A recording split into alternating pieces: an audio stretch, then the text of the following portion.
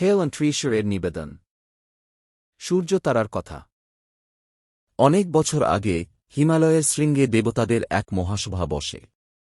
সেখানে আছেন দেবরাজ ইন্দ্র, বরুণদেব, সূর্যদেব, চন্দ্রদেব এবং অন্যান্য দেবতা।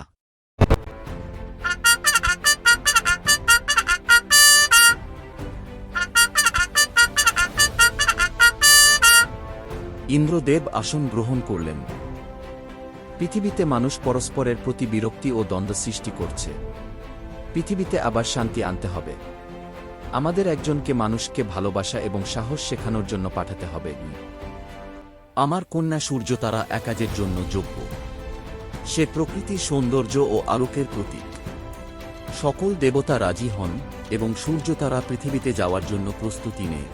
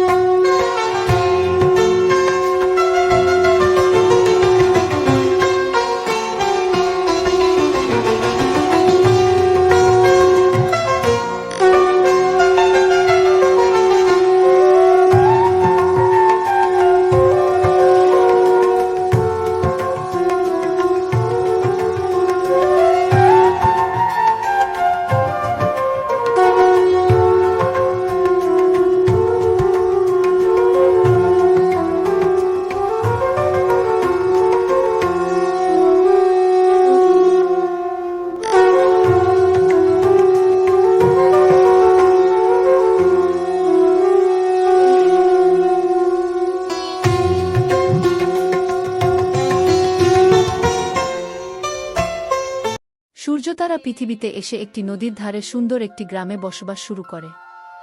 সে সকলকে সহমর্মিতা ও ভালোবাসা শেখায়। গ্রামের মানুষজন তাকে খুব ভালোবাসে এবং তাকে দেবীর মতো সম্মান করে। তবে সূর্যতারা তার পরিচয় গোপন রাখে, কারণ সে চায় মানুষের ভালোবাসা অর্জন করতে। তোমরা সবাই এক সূত্রে গাঁথা, সকলেই একই আলো আর মমতার অংশ। ভেদাভেদের দেওয়াল ভেঙে হাতে হাত রেখে এগিয়ে চলো। তোমাদের সকলের মধ্যে ভালোবাসার এক অপরূপ শক্তি আছে, যে ভালোবাসা পরস্পরকে জুড়ে রাখে, যে সহানুভূতি একে অন্যকে রক্ষা করে। আমি তোমাদের মধ্যে সেই ভালোবাসার বীজ বুনে যাচ্ছি। আসুন সকলেই সমান, সকলেই প্রিয়, এই উপলব্ধি নিয়ে এগিয়ে চলি। মানুষে মানুষের সমতা থাক, প্রতিটি হৃদয়ে ভালোবাসার আলো জ্বলে উঠুক।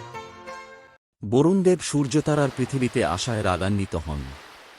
তিনি বলেন, সূর্যদেব, তোমার কন্যা আমার রাজত্বে এসে আমার উপাসকদের ভুলিয়ে দিচ্ছে। এখন সব মানুষ তার পুজো করছে। ইন্দ্র এই বিরোধ মেটানোর চেষ্টা করেন, কিন্তু বরুণদেব রাগে আচ্ছন্ন হন।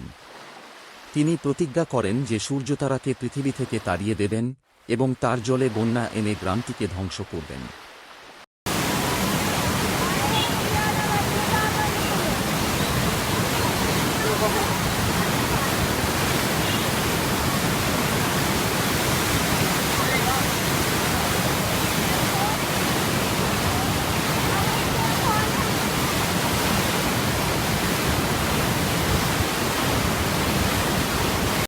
সাত দিন সাত রাত প্রবল বৃষ্টি হলো। নদী, নালা, খাল, বিল সব ভেসে গেল। সৃষ্টি লোপ পেতে বসল।